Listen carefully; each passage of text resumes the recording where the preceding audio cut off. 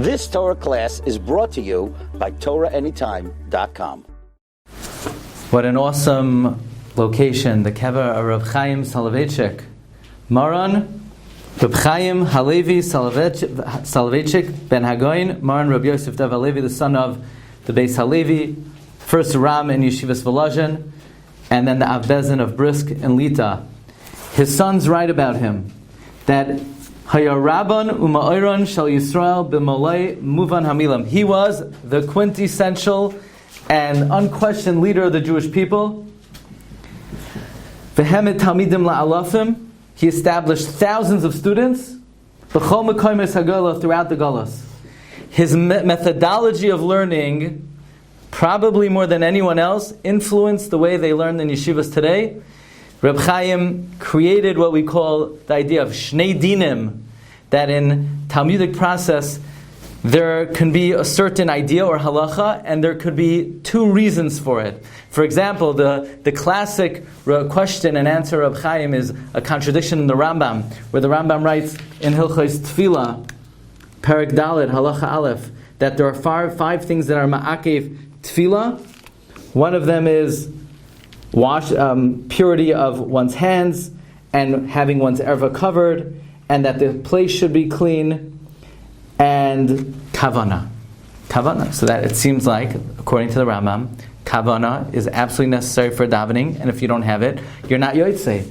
And on the other hand, in Perek Yud Halacha Aleph, the Rambam paskins that if you're mechavein just for the first bracha of Shemona Esrei, you're yotzei. So that seems to indicate that kavana is not absolutely ma'akev, only for the first bracha. So Reb Chaim famously says there are two dinim of kavana. There's one basic din of kavana. You have to be cognizant you're standing before Hashem. That has to be present throughout the entire Shemona Esrei. If that is not present even in the last bracha, you're not yotzei.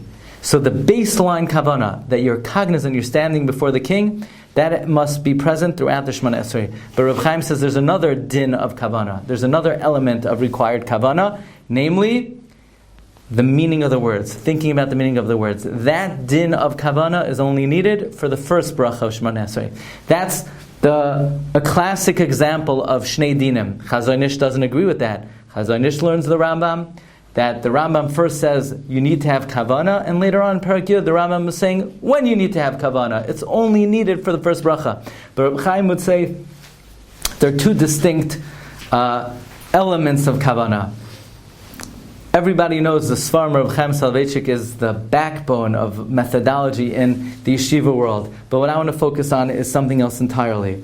As much as Reb Chaim excelled in learning, he excelled in chesed, in kindness. Amazingly, Reb Chaim's house was a Reshus Harabim, was like a public domain. Somebody once said to the Grizz, is it true that Reb Chaim's house is a public domain? He said, no, it was worse than a public domain. What would happen is, literally people off the streets would come, go into Reb Chaim's bed, and they would say, move over, and Reb Chaim would have to get off his own bed.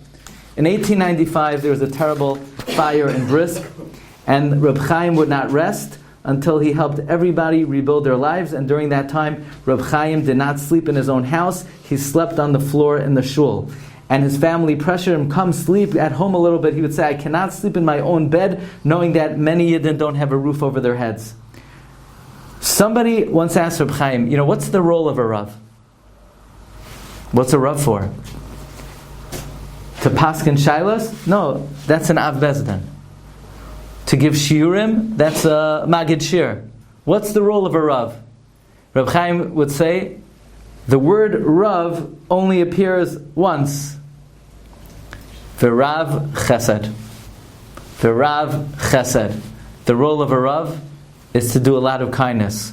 Lo and behold, Hashgacha had it that on the top line in the inscription of Reb Chaim's Kever, Rabbeinu Hagadol, Rav HaChesed, and then Sar HaTorah.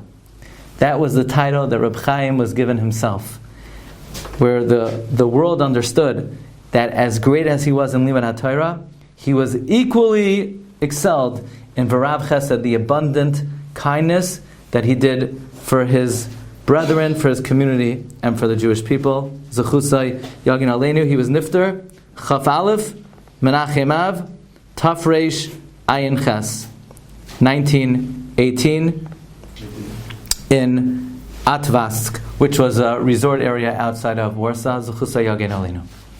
You've just experienced another Torah class brought to you by TorahAnytime.com.